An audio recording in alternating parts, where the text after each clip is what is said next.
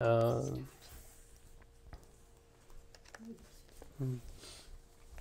Master గారు జిడేలగూడ అమ్మ దగ్గర ఆశ్రమంలో ఉన్నప్పుడు బాపట్ల అక్కడ హైమ అమ్మగారి కూతురు అనమాట. ఆవిడకి మాస్టర్ గారు అంటే ఎంత ప్రేమ. అది మాస్టర్ గారు నా స్మృతిపథంలో హైమ అని ఒక చిన్న ఆర్టికల్ రాశారనమాట. తిథుల ప్రకారం 11 నవంబరు 1944 హైమ 25వ జన్మదినం. జీవించి ఉన్నట్లయితే 25 సంవత్సరాల వయసు అధిగమించి దివ్య మానవిగా వికసించి గుర్తింపబడి పరిపూర్ణమైన జీవితం గడిపి ఉండేది. ప్రాయశః వివాహం జరిగి ఉండేది. ఏ పూర్ణత్వం అమ్మగా ఉన్నదో అదే పరిపూర్ణత్వం అనేక అవతారాలుగా ఆవిర్భవించి అమ్మ తర్వాత ఒక పరంపరగా మనకు దక్కి ఉండేది. అంటే ఏంటి మాస్టర్ ఏం చెప్తున్నారంటే, ఈవిడ త్వరగా అనారోగ్యంతో దేహం చాలించారు. మరి అంతటి అమ్మకి బిడ్డగా జన్మించారంటేనే ఆవిడ అర్హత చూడండి. అయినా కానీ మనకు అనిపిస్తుంది, మనకి ఎప్పుడు కూడా రాజబాటే కావాలనిపిస్తుంది. ఆవిడ అంతటి సాక్షాత్ భువనేశ్వరి అవతారం అని చెప్పిన తర్వాత కూడా పూర్ణానంద స్వామి మాస్టర్ గారు, తర్వాత కృష్ణమాచార్య గారు, ఇట్లా ఎంతోమంది మహనీయులు అమ్మని అంతగా ప్రశంసించిన తర్వాత కూడా మళ్ళీ ఆమె కలిగిన బిడ్డకు కూడా అనారోగ్యం ఏంటంటే మనం అనొచ్చు. లేకపోతే వాళ్ళకి తగ్గించలేదా? అమ్మ తలుచుకుంటే ఎంతసేపు క్షణం. ఇప్పుడు మాస్టర్ గారి దగ్గర ఇప్పుడు అమ్మగారికి డెలివరీ అయిన తర్వాత వచ్చిన ఇబ్బందికి ఆయన తలుచుకుంటే ఎంతసేపు, వాళ్ళకి అడిగితే ఎంతసేపు చేస్తారు బాబాని కావాలంటే. అవి అర్థం చేసుకోకుండా మనం ఎంతసేపు తప్పించుకోవాలని చూస్తాం. మనకు అంతకుముందు చేసిన కర్మలకి వచ్చిన శిక్షను అనుభవించడానికి మనం సిద్ధంగా ఉండం కనుక తప్పించుకోవాలని చూస్తాం. వాళ్ళు ఏమనుకుంటారు, ఒకవేళ తెలియక ఏదైనా జరిగి ఉంటే ఆ వచ్చిన వాటిని అనుభవించేస్తే పోతాయి అని. అది రెండు రకాలుగా కూడా మనకి శ్రీ గురు చరిత్రలో కూడా అలాంటి దాన్ని శిక్షణ అనుభవించడానికి ఆయన సిద్ధంగా ఉన్నారు. శిష్యులు వచ్చి నేను మీకు సేవ చేస్తాం, మీ బదులు మేము అనుభవిస్తామన్నా కానీ ఆయన మనకి విధించిన దాన్ని ఎంత ఇదిగా మనం అంటే బాధపడుతూ కాకుండా అది అనుభవించేసి అడ్డంకిని తొలగించేసుకుంటే మనం మోక్షానికి అడ్డు ఉండదు అనేది. అంటే వాళ్ళ లక్ష్యానికి అడ్డు ఉండకూడదు. పైగా ఎలా దాన్ని స్వీకరించాలి అంటే ఇక తప్పనిసరి ఏదో మన ఎత్తుని బండేశారని కాదు, మనం చేసిన పని వల్లే కదా మనకి ఆ ఫలితం వచ్చింది. అది తెలిసినప్పుడు మనం బుద్ధిగా ఉంటాం, నేర్చుకోవాలి కదా. అందుకని ఈ హైమ పాపం చిన్న వయసులోనే చనిపోయారు. అందుకని మాస్టర్ గారు అంటున్నారు, ఆవిడ కనుక ఉండుంటే మళ్ళీ అమ్మతత్వంలాగా మళ్ళీ మనకి అట్లా లభించి ఉండేది. అంటే ఏ పూర్ణత్వంగా అమ్మ ఉన్నదో అదే పరిపూర్ణత్వం అనేక అవతారాలుగా ఆవిర్భవించి అమ్మ తర్వాత ఒక పరంపరగా మనకు దక్కి ఉండేది అంటున్నారు. అంటే చూడండి, మనకి మహాత్ములు ఎంతోమంది మహాత్ములు ఉంటారు. మనకి తెలిసిన వాళ్ళు ఏంటి, బాగా డబ్బు సంపాదించుకున్న వాళ్ళు. ఇక్కడ ఉంటే బిల్ గేట్సో లేకపోతే ఎలాన్ మస్కో వీళ్ళ పేర్లు తెలుస్తాయి. కానీ గుంటూరు దగ్గరలో బాపట్లో జిడేలగూడ అమ్మ ఉండేవారని, లేకపోతే చీరాల స్వామి ఉన్నారని, ఒంగోలులో భరద్వాజ్ మాస్టర్ గారు ఉన్నారని, శ్రీశైలంలో పూర్ణానంద స్వామి ఉన్నారని, హైదరాబాద్లో నాంపల్లి బాబా ఉన్నారని, అట్లా కడపలో అవధూత, ఇట్లాంటి వాళ్ళ గురించి మనకి ఎప్పుడు వినపడి కూడా వినపడదు. అరే వీళ్ళందరూ జీవించి ఇక్కడ వీళ్ళు మహాత్ములు భూమి మీద భగవంతుని అవతారాలు తిరిగితే మనకు కనీసం తెలియని కూడా తెలియదా? మనం బస్సులో వెళ్తా వాళ్ళు కనపడినా లేకపోతే బండి మీద వెళ్తూ చూసినా కానీ వాళ్ళు ఏంటి ఇంత అసహ్యంగా బట్టలు కూడా లేకుండా ఉన్నారనుకొని తలదిప్పుకొని వెళ్ళుంటాం. అంటే మహాత్ములు అవధూతలు ఎలా ఉంటారో కూడా మనకి తెలియదు కదా. చూడండి గమ్మత్తు, మనం ఎంతసేపటికి మనం అనుకునే వాళ్ళు ఎప్పటికీ పనికిరాని వాళ్ళ గురించి మనం అనుకుంటాం. కానీ ఇలాంటి అవధూతలు మహాత్ములు నాకు అదే ఆశ్చర్యం వేస్తుంది. మనకి ఈ ప్రాంతంలో ఇంతమంది లభ్యం అవటం మన దగ్గర, జిడేలగూడ అమ్మ దగ్గర నుంచి తర్వాత ఇక్కడ కృష్ణమాచార్య గారు, మాస్టర్ గారు, వాళ్ళ నాన్నగారు, ఇట్లా ఎంతమంది మహనీయులు లభించారు అని మాస్టర్ గారు చెప్తా ఉన్నారు. హైమ క్షేమంగా 25 సంవత్సరాల వయసు దాటినప్పుడే దాని వివాహ విషయం ఆలోచించవచ్చని, అప్పుడే హైమ ఆరోగ్యంగాను ఆధ్యాత్మిక జీవనంలో అమోఘంగా ఉంటుందని హైమ జీవించి ఉన్నప్పుడు అమ్మ చెప్తూ ఉండేది. అంటే ఆవిడకి తెలుసు కదా, తెలియదు ఏముంటుంది అమ్మకి. పూర్ణానంద స్వామి సాక్షాత్తు ఆవిడని భువనేశ్వరి మాత అవతారం అన్నారంటే జిడేలగూడ అమ్మ మళ్ళీ మనకి క్వశ్చన్ ఉండదు. ఇప్పుడు అంతకుముందు తెలియని వాళ్ళకి కూడా స్వామి చెప్పారు అన్న తర్వాత ఇంక వేరే ఆలోచనే ఉండదు. మరి అలాంటి సర్వజ్ఞరాలకి ఎలా ఉంటుంది? కానీ అమ్మ ఏమన్నారంట, హైమకి 25 సంవత్సరాలు కనుక నిండితే అంటే వివాహం అవన్నీ అంటే ముందే తెలుసు అప్పుడు దాకా ఉంటారా ఉండరా అనేది. అందుకని అవన్నీ అప్పుడు ఆలోచించవచ్చు అని చెప్పారట. అట్లాగే అప్పుడు హైమ ఆరోగ్యంగాను ఆధ్యాత్మిక జీవనంలో అమోఘంగాను ఉంటుందని హైమ జీవించి ఉన్నప్పుడు అమ్మ చెప్తూ ఉండేది. వింట సంధించిన బాణాన్ని చిరంతనమైన ప్రగాఢ నిశ్శబ్దంలోకి లాగి విడిచినప్పుడు తెగిపోయి మెలికలు పడిన వింటి త్రాటి మోతను మాత్రమే మనం ఇప్పుడు వినగలం. మాస్టర్ గారు అంటున్నారు, బాణాన్ని కనుక ఇట్లా సంధించి వెనక్కి లాగి వదిలినప్పుడు మనకి వినపడుతుంది శబ్దం. ఏమి శబ్దం వినపడుతుంది? ఇది వెనక్కి లాగింది అని శబ్దం వినపడుతుంది. దాన్ని మాత్రమే మనం వినగలం అంటున్నారు. ఎందుకంటే వసంతకాలంలోని నిర్మలము మేఘాచ్ఛాదితము అయిన సుప్రభాత పుటాకాశంలో మాత్రమే హైమ యొక్క ఆ మలినము అపారము అయిన ప్రేమని, చిక్కని ఆపేక్షను, ఆమె మనసులో మలయమారదపు స్వచ్ఛందతని చూడగలం. మాస్టర్ గారు చెప్తున్నారనమాట. నాకు అనిపిస్తుంది దాదాపు అందరికీ హైమాలయం వలనే ఉంటుందని. అదృశ్యము ఆగమ్యము వరదాయిని అయిన దేవత ఆమె. ఇప్పుడు జిల్లెడిముళ్ళకి వెళ్ళామనుకోండి, హైమకి ఆలయం ఉంటుందన్నమాట. ఆవిడకి అమ్మ మోక్షం ఇచ్చారు. ఎట్లయితే మనకి రమణ భగవాను వీళ్ళు ఎట్లా వాళ్ళకి చివరి క్షణాల్లో ఇచ్చారో ఆవిడకి కూడా అలాంటిదే ఇచ్చారనమాట. అందుకని ఇప్పుడు ఆవిడకి అక్కడ మందిరం ఉంటుంది. అందుకని మాస్టర్ గారు అంటున్నారు, దాదాపు అందరికీ హైమాలయం వలనే ఉంటుందని. అదృశ్యము అగమ్యము వరదాయిని అయిన దేవత ఆమె. నాకు గొంతు నుండి బయటకి అతి బాధతో ప్రయత్నిస్తున్న గడ్డకట్టిన విషాదం ఆమె. నా కనుకొలకల్లో అతి కష్టం మీద ఇంకిపోయిన 2 కన్నీటి బిందువులు. అమ్మతో సహా ఇక్కడున్న సర్వానికి నాకు మధ్య గల దూరం ఆమె. నా జీవిత రథం వేగంగా పయనించి చేరుకోదలిచిన గమ్యం ఆమె. ఎవరూ ఏదీ పూరింపలేని అగాధం ఆమె. అత్యంత బాధాకరమైన ఆక్రందన కూడా చెదరగొట్టలేని భయంకరమైన నిశ్శబ్దం ఆమె. అమ్మ సాన్నిధ్యంలో నేనుండడంలో విలక్షణమైన సంతోషం ఆమె. అమ్మ దగ్గర ఉండడానికి కూడా కారణం చెప్తున్నారు మాస్టర్ గారు. అమ్మ సాన్నిధ్యంలో అంటే జిల్లెడిమూడిలో అమ్మ దగ్గర మాస్టర్ గారు ఉన్నారు కదా కొంతకాలం. అమ్మ సాన్నిధ్యంలో నేనుండటంలోని విలక్షణమైన సంతోషం ఆమె. హైమ అత్యంతము ప్రేమించి లాలించిన ఆట వస్తువుని నేను. అంటే మాస్టర్ గారు అంటే ఎంత ప్రేమ ఆవిడికి. అందుకని అంటున్నారు మాస్టర్ గారు, హైమ అత్యంతము ప్రేమించి లాలించిన ఆట వస్తువుని నేను. చాలామంది వద్ద నేను పోయినట్లున్న అవగాహనే హైమ. చాలామంది వద్ద నేను పొందలేకపోయినట్లున్న అవగాహనే హైమ. 10 మందిలో తరచూ చెప్పుకోలేని పవిత్ర స్మృతి ఆమె. చూడండి, 10 మందిలో తరచూ చెప్పుకోలేని పవిత్ర స్మృతి ఆమె. ఇప్పుడు మాస్టర్ గారు ఇప్పటిదాకా హైమ గురించి చెప్తూ ఉన్నారు. 4 సంవత్సరాల క్రితం 1964 సంవత్సరం మే 3 తారీఖున జిల్లెడిమూడిలో నా స్నేహితుడితో పాటు డాబా పైన కూర్చొని ఉన్నాను. మాస్టర్ గారు ఇప్పుడు 1964లో మాస్టర్ గారు మే 3వ తారీఖు జిల్లెడిమూడిలో తన స్నేహితుడితో పాటు డాబా పైన కూర్చొని ఉన్నారట. జిల్లెడిమూడిలో నేనున్నందువల్ల పొందిన పారమార్థిక పరిణామాన్ని అంచనా వేయడానికి ప్రయత్నిస్తున్నాను.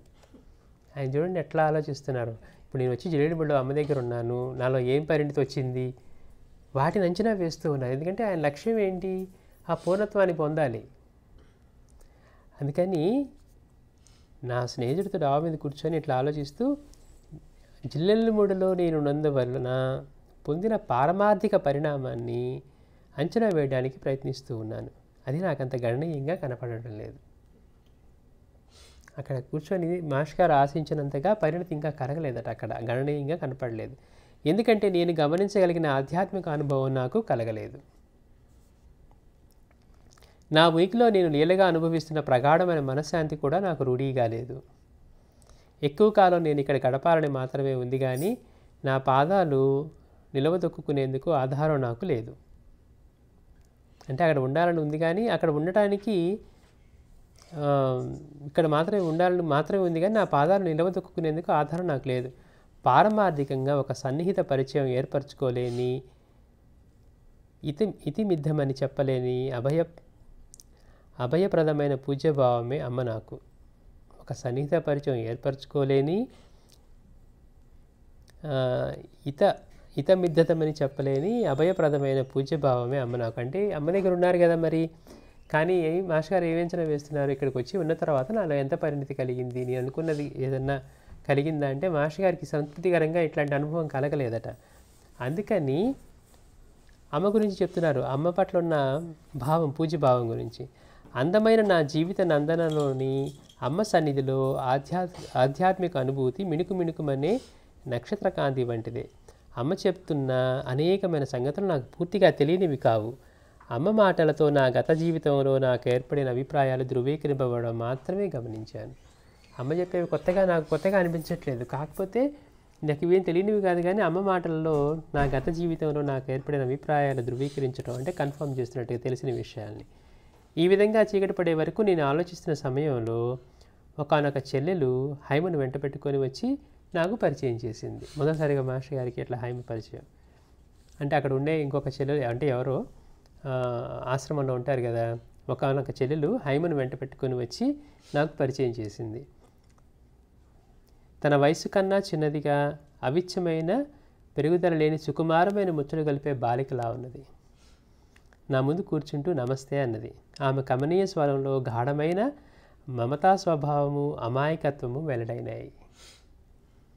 వర్తమాన కాలంలో అరుదైపోయిన ఆ సంబోధన చూసి చూడండి, అంటే అంతటి అమాయకత్వము, మధురంగా ఉన్న స్వభావంతో నమస్తే అని అంటాను మాస్టర్ గారి దగ్గర. మాస్టర్ గారు అంటున్నారు, వర్తమానంలో అరుదైపోయిన సంబోధన చూసి జంకుతోనే తిరిగి నమస్కరించాను. కుశల ప్రశ్నాధికమైన తర్వాత పరస్పరాభినందనలతో విడిపోయాము. మర్నాడు హైమ వరండాలో కూర్చొని ఉండగా చూశాను. ప్రసంగవశాన తన ఆరోగ్యం గురించి, దీర్ఘము గుణరహితము అయిన వైద్య విధానం గురించి చెప్పింది. ఆ కాలంలో ప్రకృతి చికిత్స చేయించుకుంటున్నానని, అందులోనే కొంత గుణం కనపడుతూ ఉందని చెప్పింది. అంటే తన ఆరోగ్యం బాగాలేదని ప్రస్తుతం ప్రకృతి చికిత్స చేయించుకుంటున్నాను, అందులోనే కొంత మెరుగైంది, గుణం కనపడిందని చెప్పింది. తర్వాత అప్పుడప్పుడు నా కోసం కబురు చేస్తూ ఉండేది. నేను వెళ్ళి కూర్చున్నప్పుడు నన్ను గురించి విచారంగాను, నాపై ఆపేక్షతోనూ చూపులు సారిస్తూ నాచే మాట్లాడించాలని ప్రయత్నం చేసేది. చూడండి, మాస్టర్ గారితో ఈయన ఎట్లా ఉంటారు, ఈయన మాస్టర్ గారిని నేను వెళ్ళి కూర్చున్నప్పుడు, అంటే మాస్టర్ గారి కోసం కబురు చేయటం, నేను వెళ్ళి కూర్చున్నప్పుడు నన్ను గురించి విచారంగాను, నాపై ఆపేక్షతోనూ చూపులు సారిస్తూ నా చేత మాట్లాడించాలని ప్రయత్నం చేసేది. కానీ స్వభావతః ఎక్కువ మాట్లాడే తత్వం నాకు లేనందువల్ల మా సమావేశాలు ముభావంగా ఉండేవి. అయినప్పటికీ ఆమెకు నా నుండి దూరంగా ఉండాలనిపించేది కాదు. ఒకనాటి సాయంకాలం నేను ఇసుక దెబ్బ మీద ఒంటరిగా కూర్చొని ఉన్నాను. గడ్డం పెరిగిపోయి, జుట్టు చెదిరిపోయి ఉంది. మాస్టర్ గారికి రూపంతో సంబంధం ఏముంది అసలు ఆయనకి. పైన చొక్కా, బనీను వేసుకోకుండా ఒక టవల్ మాత్రం భుజాలపై వేసుకొని ఉన్నాను. హైమ నెమ్మదిగా 2 సార్లు నా ముందు నుంచి ప్రశ్నార్థకరంగా చూస్తూ అటు ఇటు పచారులు చేసింది. చివరికి డాబాపైకి రావాల్సిందిగా నా కోసం కబురు చేసింది. నేను చేరేసరికి ఒంటరిగా కంటనీరు పెడుతూ కనిపించింది. కూర్చో, కొద్ది నిమిషాల ప్రయత్నం మీద తన విచారాన్ని నడుచుకొని అడిగింది, మీ అమ్మ ఎప్పుడు పోయింది, నీకు అప్పుడు ఎన్నేళ్ళు అని మాస్టర్ గారిని అడిగింది. 1942లో పోయింది, నాకు 4 ఏళ్ళు కూడా లేవు అప్పటికి. నీకు ఆవిడ బాగా గుర్తుంది, అమ్మలేని నోటి చాలా ఉంది కదూ అన్నదట. ఈ ప్రశ్నలు వేసేసరికి మళ్ళీ పెళ్ళిబుకే దుఃఖం ఆపుకోలేక దుఃఖం ప్రక్కకు తిప్పుకొని నా సమాధానం కోసం ఎదురు చూసింది. అంటే తనే అడిగింది, అంటే ఏంటి, ఇప్పుడు మాస్టర్ గారికి తల్లి ప్రేమ దక్కలేదు, 42 చిన్నప్పుడే, అది ఎప్పుడు చనిపోయారు అమ్మ అని అడిగితే నాకు అప్పుడు 4 ఏళ్ల వయసు ఉంటుంది, 1942లో అమ్మ వెళ్ళిపోయారని చెప్తే, నీకు ఆవిడ బాగా గుర్తుంది అని మళ్ళీ వేస్తూ, అమ్మలేని లోటు చాలా ఉంది కదూ అని మళ్ళీ అదే ప్రశ్న వేస్తూ, ఆవిడ మాస్టర్ గారి సమాధానం కోసం చూస్తూ ఆవిడ దుఃఖం ఆపుకోలేక ప్రక్కకి తలదిప్పుకొని మాస్టర్ గారు ఏం చెప్తున్నారని చూస్తుందట. నిజమే, ఏవో కొన్ని సంఘటనలు మాత్రమే నా మనసు మీద చెరగని ముద్ర వేశాయి. వీటిని తప్పించి నాకేం గుర్తులేదు. ఆమె కోసం ఎప్పుడూ ఏడవలేదు. చూడండి, మాస్టర్ గారు చెప్తున్నారు. నన్ను పూర్తిగా అర్థం చేసుకోగలిగిన వ్యక్తి మళ్ళీ కనపడదని మాత్రం అనిపిస్తూ ఉండేది. జీవితంలో ఏం జరుగుతూ ఉన్నా ఆనందం కనపడిన క్షణాల్లో అలా అనిపిస్తుంది. పరీక్షలో పాస్ అయినప్పుడు కానీ, ఉద్యోగం సంపాదించినప్పుడు కానీ, ఇతర రంగాల్లో విజయం కలిగినప్పుడు కానీ నాకేం అనిపించలేదు. వాన కురుస్తున్నట్లు సూర్యోదయాస్తమానలాగా సహజంగా కనిపించింది. నేను ఎవరితోనూ బాంధవ్యం భావించను, అటాచ్మెంట్ పెట్టుకోను అంటున్నారు మాస్టర్ గారు. నా యందు చూపించే ప్రేమానురాగాలే నేను అర్థం చేసుకోగలనని కూడా నేను అనుకోను. మాస్టర్ గారు చూపించే ప్రేమానురాగాల్ని కూడా నేను అర్థం చేసుకోగలను నేను అనుకోలేనని మాస్టర్ గారు అంటున్నారు. ఇదంతా ఇంకా నీవు చెప్పగలిగిందంతా నీ కళ్ళే చెప్తున్నాయి బాబు, మాస్టర్ గారిని అంటుంది. ఇదంతా ఇంకా నీవు చెప్పగలిగిందంతా నీ కళ్ళే చెప్తున్నాయి బాబు, అశ్రువులు జాలువారుతుండగా అన్నది హైమ. కళ్ళ మటుకు ఆవిడ కారుతూ ఉన్నాయి. నిర్లక్ష్యం చేయబడ్డ బిడ్డగా, ఊహించలేనంత పసివాడిగా కనపడతావు మాస్టర్ గారిని. నిర్లక్ష్యం చేయబడ్డ బిడ్డలాగా ఊహించలేనంతటి పసివాడిలాగా కనపడతారట మాస్టర్ గారు. అది ఆవిడ భావం. నిర్లక్ష్యం చేయబడ్డ బిడ్డగా, ఊహించలేనంత పసివాడిగా కనపడతావు. నువ్వు ఏకాకమైనట్లుగా కూడా కనపడతావు. నిన్ను చూసినప్పుడల్లా నా కన్నీరు ఆపుకోలేకపోతున్నాను. ఆ ముఖం చూసినాక విచారం నా హృదయాన్ని తరుముతున్నది. అంటే మాస్టర్ గారిని చూసి ఆవిడకి ఇలాంటి భావం ఆవిడ్ని ఊరుకొనివ్వట్లేదు అనమాట. అంటే మాస్టర్ గారిని చూస్తే పాపం ఏదో నిర్లక్ష్యం చేయబడ్డ బిడ్డలాగా ఊహించలేని, ఇంత అమాయకుడు ఇలా నిర్లక్ష్యం చేయబడ్డాడు, పాపం ఒంటరిగా ఉన్నాడు, ఏకాకిలాగా తిరుగుతూ ఉన్నాడు అని ఆవిడ తన భావాన్ని చెప్తూ, అందువల్ల నిన్ను చూసినప్పుడల్లా నా కన్నీరు ఆపుకోలేకపోతున్నాను. ఆ ముఖం చూసినాక విచారం నా హృదయాన్ని తరుముతున్నది. నీ ఇంటిలో ఉన్నట్లుగా నిన్నుంచేందుకు ఏమైనా చేయాలని తప్పనిసరిగా తోస్తూ ఉన్నది నాకు. నేనే నీ అమ్మనై హృదయానికి హత్తుకోవాలని, ఆ కళ్ళలో కనపడే విచారాన్ని, ఒంటరితనాన్ని పోగొట్టాలని కోరుకుంటున్నాను. నిజం బాబు, నేనట్లా నిన్ను పిలవకుండా ఉండలేను. నేను నీ అమ్మనై, తల్లి తన 3 ఏళ్ల బిడ్డకి ఎలాంటి సేవ చేస్తుందో అదంతా నేనే చేయాలని, నీళ్లు పోయటం, అన్నం పెట్టడం, తలదువ్వడం, ఒడిలో పడుకోబెట్టుకొని నిద్రపుచ్చటం, నేనేం చేయాలనుకుంటున్నానో అవన్నీ చెప్పలేను. నా వివేకానికి నువ్వు నవ్వుతావు కానీ అది మాత్రం యథార్థం ఉంది. అంటే మాస్టర్ గారిని చూస్తే ఆవిడకి అలాంటి మాతృభావం ఎట్లా అంటే ఒక చిన్న బిడ్డను చూసినట్టుగా చూడాలి అని. చూడండి, ఆవిడ ఉన్నది అనారోగ్య స్థితిలో, మళ్ళీ గొప్ప మహాత్మురాలి బిడ్డ. మాస్టర్ గారితో పరిచయం లేదు. ఈయన సాధనలో కొన్ని అవసరాలు బాబా దీని ప్రకారం అక్కడికి వచ్చారు, కొంతకాలం ఉంటూ ఉన్నారు. కానీ ఎలా కదిలించేవాళ్ళు మహాత్ముల్ని సైతం. మనం ఇప్పుడు చీరాల స్వామిని చూసినా ఎర్రస్వామి ఇప్పుడు వస్తాడయ్యా అని, లేకపోతే పాకలవాడు గురువు గారిని చూసినా, ఏ మహాత్ములు చూసినా కానీ కదిలించేవారు. ఇక్కడ హైమ కూడా అంతగా కదిలిపోయి మాస్టర్ గారి పట్ల అట్లాంటి మాతృత్వాన్ని పొంది ఆవిడ చెప్తూ ఉన్నారు. అంటే ఏంటి, నువ్వు చిన్నప్పటి నుంచి ఆ తల్లి ప్రేమను పొందలేదు, ఇప్పుడు నేను తల్లినయ్యి అమ్మనై నీకు అలాంటి దాన్ని అందించాలి, ఎట్లా 3 ఏళ్ల బిడ్డకు చేసినంత చేయాలని చూస్తుందట. అందుకని అంటూ ఉన్నారు, నేను నీకు అమ్మనై హృదయానికి హత్తుకోవాలని, ఆ కళ్ళలో కనపడే విచారాన్ని, ఒంటరితనాన్ని పోగొట్టాలని కోరుకుంటున్నాను.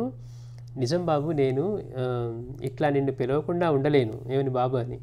నేను నీకు అమ్మనై, తల్లి తన 3 ఏళ్ల బిడ్డకి ఎలాంటి సేవ చేస్తుందో అదంతా నేనే చేయాలని, నీళ్లు పోయటం, అన్నం పెట్టడం, తలదువ్వటం, ఒడిలో పడుకోబెట్టుకొని నిద్రపుచ్చటం, నేనేం చేయాలనుకుంటున్నానో అవన్నీ చెప్పలేను. నా అవివేకానికి నువ్వు నవ్వుతావు కానీ అది మాత్రం యథార్థం.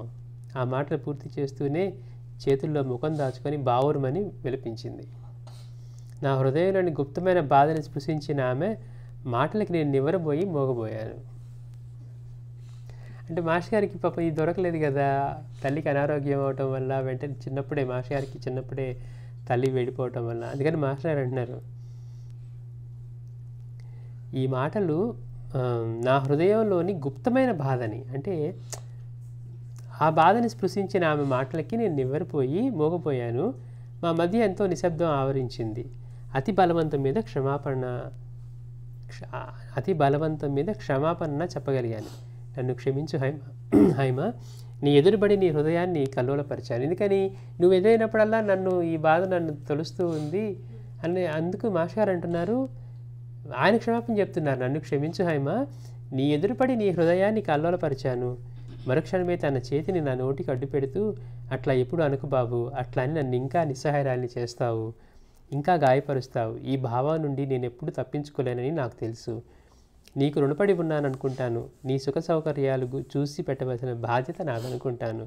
ఒంటరిగా ఎప్పుడూ కూర్చోకు బాబు. అమ్మ దగ్గర కూర్చున్న సమయంలో తప్ప మిగిలిన సమయాలు ఎప్పుడు నా దగ్గరే కూర్చో.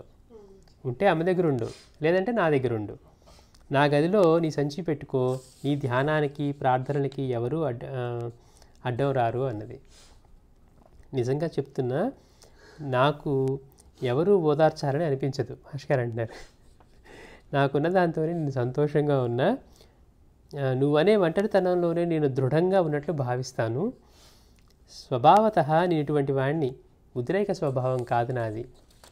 నా గురించి నా పరిస్థితి చూసి నువ్వు దుఃఖాన్ని పెంచుకుంటున్నావేమోనని, నాపై మమకారాన్ని చూపుతున్నావేమోనని నాకు భయంగా ఉంది. ఇంకొకళ్ళు అయితే దాన్ని క్యాష్ చేసుకుంటారు. కానీ మాస్టర్ గారు ఏమంటున్నారు, నేను ఎవరు ఓదార్చాలని నేను అనుకోను. నేను ఇప్పుడు ఎవరైనా నన్ను కన్సోల్ చేస్తేనో, అమ్మయ్య నాకేదో బాధ ఉంది మీరందరూ చేశారు, నేను అలా అనుకోవట్లేదు. నేను ఎవరు ఓదార్చాలని అనిపించదు నన్ను. నాకున్న దాంతోనే నేను సంతోషంగా ఉన్నా. నువ్వనే ఒంటరితనంలో, అంటే నువ్వు ఒంటరిగా ఉన్నావు, వదిలేసినట్టుగా ఉన్నావు, ఏకాకిలా ఉన్నావు అంటున్నావు కదా, నేను దానిలో దృఢంగా ఉన్నట్లుగా భావిస్తాను. స్వభావత నేను ఇటువంటి వాడిని, ఉద్రేక స్వభావం కాదు నాది. నా గురించి నా పరిస్థితిని చూసి నువ్వు దుఃఖాన్ని పెంచుకుంటున్నావేమోనని, నాపై మమకారాన్ని చూపుతున్నావేమోనని నాకు భయంగా ఉంది. నీ స్వభావం స్వల్ప వ్యవధిలోనే గట్టి సాన్నిహిత్యాన్ని పెంపొందించినట్లు నేను భయపడుతున్నాను. నేను ఈ ప్రదేశం విడిచి వెళ్ళిన క్షణం నా గురించి మరింత ఒంటరితనం అనుభవించేట్లున్నా నేనా ఇక్కడికి తరచుగా వస్తానన్న నమ్మకం నాకు లేదు. మన ఈ సహచర్యం వల్ల ఎవరైనా మన స్వభావాల వల్ల నువ్వు సంతోషపడగలవని నేను అనుకోను. నేను మళ్ళీ ఇక్కడికి వస్తారని తెలీదు. పైగా మన స్వభావాల వల్ల, వాటి వల్ల కూడా, ఈ సహచర్యం వల్ల వేరైనా మన స్వభావాలు, అంటే ఇతర స్వభావాలు వేరు, అందుకని అంటున్నారు మాస్టర్ గారు, ఈ సహచర్యం వల్ల వేరైన మన స్వభావాల వల్ల నువ్వు సంతోషపడగలవని నేను అనుకోను. నీకు నా ఎడ కలుగుతున్న మమతను అదుపులో పెట్టుకో. నీ మనసును దానిని ఊహించుకోనీయకు. నా కోసం ఎవరన్నా బాధపడుతుంటే నేను నిలవలేను. మాస్టర్ గారు అంటున్నారు, చిక్కుపడిపోతాను. నేను నిజంగా చెప్తున్నానమ్మా, నేనేం ఒంటరితనం బాధపడటం లేదు. ఎవరు ఓదార్చే అవసరమూ లేదు. ఎంతోమంది అన్నయ్యలు నీ ఆపేక్షను పంచుకునేందుకు ఉన్నారు. పైగా అమ్మ ఉంది, నీకు ఇంతకన్నా ఏం కావాలమ్మా? అమ్మ తన ఆధ్యాత్మిక వారసత్వానికి నేను తయారు చేస్తుందేమో కూడా. అంటే అప్పుడు మళ్ళీ ఆవిడ అంటున్నారు, నువ్వు అట్లా అనకు. తమ చెల్లెలుగా నన్ను భావించే అన్నయ్యలు ఎందరో ఉన్నారు, కానీ వాళ్ళంతా నన్ను అట్లా ఎందుకు చూస్తారంటే, ఒకనొకనాడు నేను కూడా పరిపూర్ణత పొందుతానని, నాకున్న ఈ చదువుకి, ఈ అనారోగ్యానికి ఇంకో తల్లి కడుపున పుట్టినట్లయితే మీరెవ్వరూ నన్ను లెక్క చేసేవాడు కాదు. అంటే చదువుతో లేదు, అట్లాగే ఈ అనారోగ్యానికి నేను వేరే తల్లికి పుట్టుంటే నేను లెక్క చేసేవాడు కాదు. నేను జిల్లెలమూడి అమ్మకి బిడ్డగా పుట్టాను కాబట్టి వాళ్ళు నన్ను చూస్తూ ఉన్నారు. కానీ అందుకని అంటున్నారు, వేరే ఇంకో తల్లి కడుపున పుట్టినట్లయితే వీరెవరూ నన్ను లెక్క చేసేవాళ్లే కాదు. ముందు నాకేం జరగనున్నదో నాకు తెలియదు. కానీ మీ అందరి వలె నేనెంత చెప్పినా వాళ్ళెవరూ వినరు బాబు. ఇదంతా వినయమని, అబద్ధం ఆడుతున్నానని నన్ను వెంటబడి చిన్నమ్మ అంటూ ఉంటారు. అంటే ఏం చెప్పినా కానీ వినకుండా ఎంతో వినయం అమ్మకి, అందుకే ఒప్పుకోవట్లేదు అని. అంటే ఆవిడ నిజం చెప్తున్నా కానీ వాళ్ళు అలా వినయం అని చెప్పి వాళ్ళు వెంటబడుతూ ఉన్నారు. చిన్నమ్మ అని, చెల్లెమ్మ కాదు చిన్నమ్మ అంటే అమ్మ తర్వాత అని. తోటి చెల్లెలనే నన్ను ఒప్పించేందుకు వీలుగా నా జీవితంలోని ఒడిదుడుకులు, నా హృదయము వాళ్ళకి చెప్పే అవకాశం నాకు లేదు. పోనీ వాళ్ళకి నేను వివరంగా చెప్పడానికి ఏంటి, నేను మీలాంటి దాన్నే నార్మల్గానే ఉన్నాను, నేనేమి అలాంటి స్థితిలో లేనని చెప్పడానికి వాటికి నా హృదయం వాళ్ళకి చెప్పే అవకాశం నాకు లేదు. అంటే నేను కూడా మీలాగా తోటి చెల్లెలనే అని. మరి నా జీవితంలో ఒడిదుడుకులు అవన్నీ ఉన్నాయి కదా అని. నువ్వు నా జాగ్రత్త వహిస్తావని నాకు తెలుసు. కనీసం అమ్మగారి కూతురుగా మాత్రం నాతో వ్యవహరించవద్దు. నేను మీ అమ్మ లాంటి దాన్ని. నువ్వు అమ్మగారి కూతురుగా నన్ను చూడొద్దు. నేను మీ అమ్మ లాంటి దాన్ని, అట్లాగే నన్ను చూడు. నిన్ను నా బాబులాగా పెంచుకోవడం నీకు కాకపోయినా నా అవసరం. నీకు అవసరం లేదు, బాగానే ఉంది, అంతా చెప్పారు, కానీ నా అవసరం. ఆ ఆలోచన చేస్తే చాలు నా హృదయంలో ఒంటరితనం, విచార స్మృతులు దూరం అయిపోతాయి.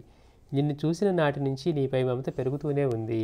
నీతో మాట్లాడకముందే నిన్ను నేను చూశాను. నీ గురించిన ఆలోచనలు అదుపులో పెట్టుకోవడం నాకు మాత్రం సాధ్యం కాదు అని చెప్పి హైమ చెప్తూ ఉన్నారనమాట. ఎవరో హైమకు కబురు పంపారు, వెళ్ళవలసి వచ్చింది. నా సత్యాన్వేషణపై మసక చీకట్లు కమ్ముతాయేమన్న భయం నన్ను ఆవరించింది. అంటే ఏంటి, వేరే వాటికి బంధం ఏర్పడుతుంది కదా, మాస్టర్ అదే భయపడుతుంది. నా గురించి ఎవరైనా బాధపడితే నేను ఇబ్బంది పడతాను, నేను చిక్కుపడిపోతాను అంటున్నారు మాస్టర్ గారు. అంటే ఈ మమకార బంధంలో ఆయన లక్ష్యాలన్నీ పెద్ద పెద్ద లక్ష్యాలు కదా, వాటికి అడ్డంకులు అవుతాయేమో, పాపం తను అనవసరంగా ఇలాంటి భావాన్ని పెంచుకుంటుందేమో. అందుకని అంటున్నారు, నేను అనుకునే నువ్వు అనుకునే వంటతనంలో లేదు నాది, నన్ను ఎవరు ఇది చేయక్కర్లేదు, నేను ఆ వంటతనంలో గట్టిగా ఉన్నాను, ఆనందంగా ఉన్నానని చెప్తూ ఉన్నారు. సరే, ఇంకా భయం వేసినారు మాస్టర్ గారికి. 2 రోజులు ఉద్దేశపూర్వకంగానే హైమను తప్పించుకు తిరిగి ప్రయాణానికి సిద్ధమవుతూ ఉన్నా. అక్కడికి వచ్చిన హైమ ఉన్నపడంగా ఉన్నది. నేను అడుగుతాను చేస్తావా, నువ్వు సరేనంటే చెప్తా. మాస్టర్ గారు 2 రోజులు అవకాశం ఇవ్వకుండా తప్పించుకొని తిరిగారట. తిరిగి తర్వాత తిరుగు ప్రయాణానికి వెళ్దాం అనుకుంటే సిద్ధమవుతూ ఉన్నారట మాస్టర్ గారు.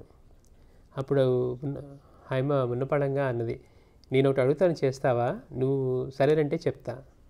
సరే అలాగే, ఏంటది అని అడిగారట మాస్టర్ గారు.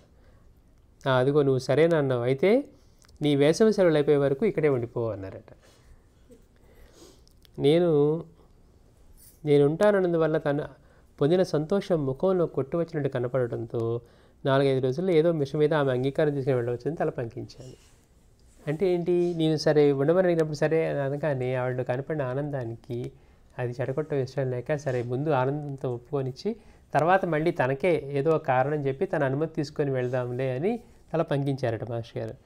నా సంచిని తన గదికి మార్చింది.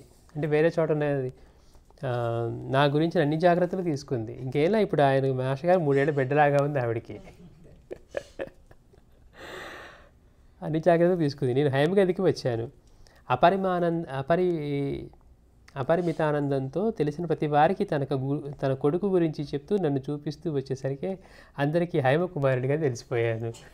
ఇప్పుడు అక్కడ ఆశ్రమంలో మాస్టర్ గారు ఎవరంటే హైమ గారి కుమారుడు అనమాట. అట్లా అందరికీ అట్లా తెలిసిపోయాను. అమ్మ సన్నిధిలో లేని ప్రతిక్షణము హైమ వద్దనే గడిపాను. నా యందలి ఆపేక్షను నిరవధికంగా నాపై కృంభరించేసింది. తన జీవితంలో ఎవరికీ చెప్పలేని చికాకు కలిగిస్తున్న స్వల్ప విషయాలను నాలో భద్రం చేసింది. ఈ స్వల్పమైన చికాకులను ఎంత తీవ్రంగా భయంకరంగా తాను చూసిందో చూసి ఆమె మనసు ఎంత సున్నితమో పవిత్రమో తెలుసుకోగలిగాను. సెలవులు అయిపోయాక నేను వెళ్తూ ఉన్నప్పుడు అమ్మను చూడాలని నాకు అనిపించకపోయినా నా తల్లిని, అంటే తనను చూడడానికైనా తరచుగా రమ్మని చెప్పింది. అంటే సెలవులు అయిపోయాక నేను వెళ్తూ ఉన్నప్పుడు అప్పుడు చెప్పిందంట, సరే నువ్వు అమ్మని చూడడానికి వస్తావో లేదో నాకు తెలియదు, కనీసం నీ తల్లినైనా నన్ను చూడటానికి రా అని చెప్పి మాస్టర్ గారికి చెప్పిందట. 3 సంవత్సరాల పాటు జిల్లేలు 3 సెలవుల్లో మాత్రమే కాకుండా కనీసం నెలకు 3 సార్లైనా వెళ్తూ ఉండేవాడిని నా తల్లితో కలిసి ఉండటానికి. మేము కలిసి ధ్యానం చేసేవాళ్ళం. గొప్ప ఋషుల జీవిత చరిత్రలు, మళ్ళీ ఆవిడ చేత కూడా సాధన చేయించారు మాస్టర్ గారు. తల్లి చేత కూడా సాధన అనమాట. మేము కలిసి ధ్యానం చేసేవాళ్ళం. గొప్ప ఋషుల జీవిత చరిత్రలు, శృతి స్మృతులు, మహర్షుల బోధలు చదువుతూ ఉండేవాళ్ళం. తన బాల్యంలో అమ్మను గురించిన తన పరిశీలన వివరించేది. నేను చూసిన పుణ్యపురుషుల గురించి, పవిత్ర స్థలాల గురించి చెప్పేవాడిని. నేను ఇక్కడికి చాలా పూర్వమే వచ్చి ఉండవలసిందని, వచ్చి ఉంటే తన పారమార్థిక పదంలో ప్రోత్సహింపబడి తాను ఎదుర్కొన్న చికాకు పరిస్థితులు లేకుండా ఉండేవని, ఇప్పటికైనా అమ్మ నన్ను తనకు ప్రత్యేకమైన కానుక ఇచ్చి అనుగ్రహించిందని చెప్పేది.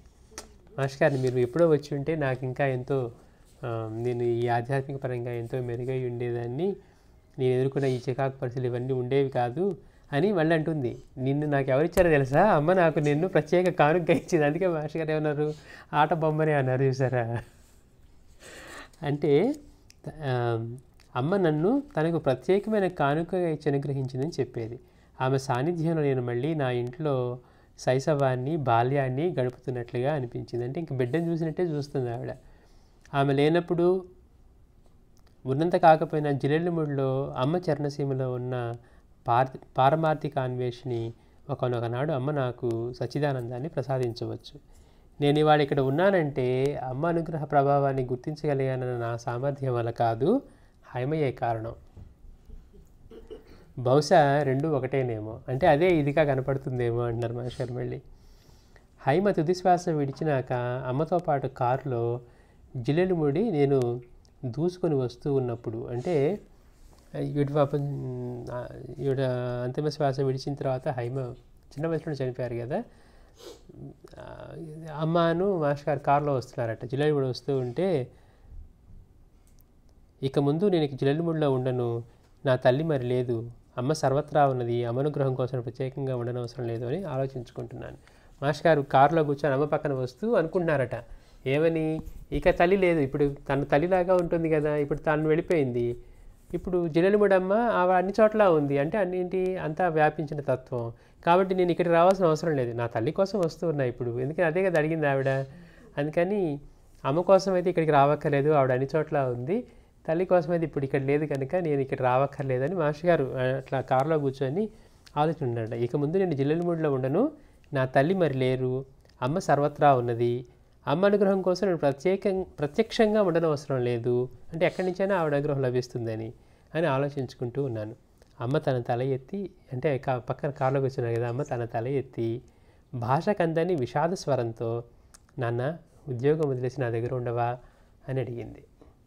అసలు నేను ఇప్పుడు ఇదే అంటున్నానండి, మహాత్ములన్నీ పరిధుల్ని దాటేసిన వాళ్ళు, వాళ్ళని సైతం ఈయన ఏమీ అమాయకంగా, కూతురేమో తల్లిలాగా ఉంటానంది, ఇప్పుడు మళ్ళీ తల్లి కూడా ఏమడుగుతుంది, నాన్న నువ్వన్నీ వదిలేసి ఉద్యోగం అవన్నీ మానేసి నా దగ్గరే ఉండవా అని మాస్టర్ గారిని జిల్లెలమూడమ్మ అడుగుతూ ఉన్నారు. నాన్న ఉద్యోగం వదిలేసి నా దగ్గర ఉండవా అని అడిగింది. ఆ సూచనకి నేను అతి త్వరితంగా ఆలోచిస్తున్నప్పుడు వెంటనే అమ్మ, నీలో హైమను చూసుకుంటాను అంటే, మాస్టర్ గారిని అడిగేసరికి వెంటనే చెప్పాలి కదా, మరి అమ్మకి ఏం చెప్పాలి, నాన్న ఉద్యోగం వదిలేసి నా దగ్గరే ఉండవా అని అంటే ఏం చెప్పాలని త్వరితంగా మాస్టర్ ఆలోచించడం వల్ల మళ్ళీ అమ్మ తలవెత్తి అంటున్నారట, నీలో హైమను చూసుకుంటాను అన్నారు. నీలో హైమను చూసుకోవడం, మాస్టర్ గారు హైమను చూసుకోవటం ఏంటి అంటే, దాని ఆపేక్షకి ప్రియమైన వాడివి నువ్వు,